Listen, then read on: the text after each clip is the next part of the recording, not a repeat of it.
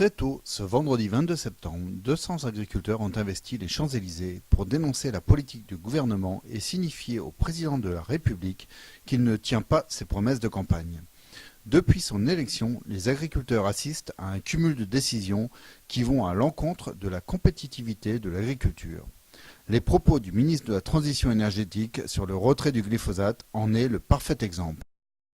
C'est à quelques dizaines de mètres de l'Élysée que les agriculteurs d'Île-de-France, du Loir-et-Cher, de l'Eure et de l'Oise ont étalé de la paille et se sont allongés sur le sol, car leur mot d'ordre est « Nous sommes sur la paille ». Un conteneur, symbole des importations et de perte de compétitivité, a été déposé sur site afin d'illustrer les distorsions de concurrence. Oh les gars! Non! Non! Pourquoi vous chargez, bordel? Après un moment chaud avec les forces de l'ordre, la manifestation a pu se dérouler dans le calme et les agriculteurs ont pu échanger avec les médias présents en nombre pour assurer les directs matinaux sur les télévisions et les radios. Écoutons maintenant respectivement Mathieu Baudouin, président des JA de Seine-et-Marne, Cyril Millard, secrétaire général de la FDSEA de Seine-et-Marne et Damien Greffin, président de la FRSEA Île-de-France, revenir sur cette action. Donc l'objectif de la manifestation aujourd'hui, c'était surtout de dire que Macron allait tuer l'agriculture, de dire stop aux normes, de dire stop à l'intégration du glyphosate, pour nous laisser produire, nous laisser l'outil de production. Si nous laissons pas l'outil de production, il va falloir arrêter les importations venues de l'extérieur.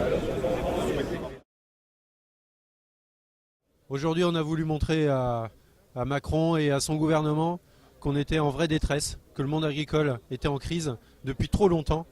Et quand on a des agriculteurs qui gagnent moins de 350 € par mois depuis plusieurs années, on ne peut pas supporter ça, on ne peut pas laisser faire.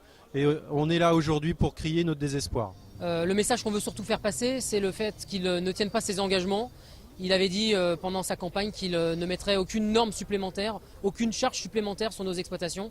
Et à chaque fois qu'il a un de ses ministres qui s'exprime, c'est tout le contraire.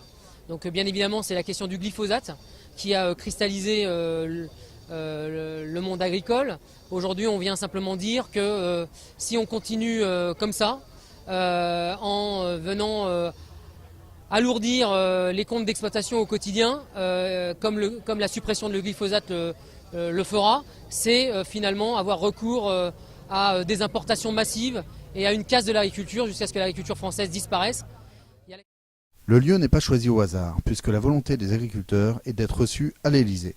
Vers 9 h, une délégation des FDSEA est reçue à l'Élysée par la conseillère agricole du président de la République. Pendant ce temps, Nicolas Hulot, avant le Conseil des ministres, est venu à la rencontre des exploitants pour échanger sur son souhait de bannir le glyphosate. Écoutons ses propos. Moi, je ne veux prendre aucun risque avec la santé. Je ne suis pas scientifique. Donc je ne vais pas affirmer des choses simplement de ma boule de cristal. Simplement, je ne veux pas me retrouver dans quelques années, ni vous, ni moi, ni vos responsables, devant la justice, parce que nous aurons su les choses et qu'on n'a pas pris nos responsabilités. On a besoin vraiment d'un dialogue pour voir nos points de convergence, qui sont plus nombreux, et éventuellement nos points de divergence. Un mot sur le glyphosate. C'est une chose de dire, on réautorise pour 10 ans. On sait bien que si c'est cette formule qui est employée, on en prend acte tous les deux, dans 10 ans, on se revoit, rien n'aura changé. Se mettre... Voilà. Non. Si par contre, on se met d'accord pour dire que d'ici 10 ans, on trouve une alternative, c'est déjà un autre modus vivendi. À l'issue de cet échange, parfois vif, le ministre de la Transition écologique est tombé nez à nez avec la délégation qui sortait de l'Élysée, ce qui a permis un nouveau moment d'échange entre Nicolas Hulot et Damien Greffin, président de la FRSEA Île-de-France. Quand génération future, les gens qui sont proches de vous, sortent des traces de glyphosate sur du produit céréalier, c'est pas une pratique européenne ni française. C'est du blé qui est au Canada, effectivement, pour faire mûrir les cultures, on fout du glypho.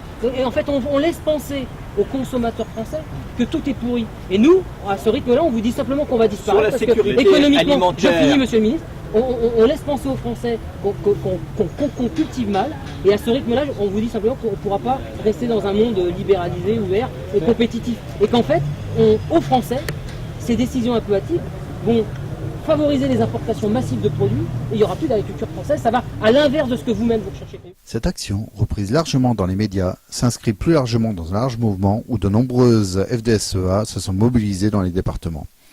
La manifestation s'est dispersée dans le calme vers 10 h. Encore merci à tous les participants à cette action.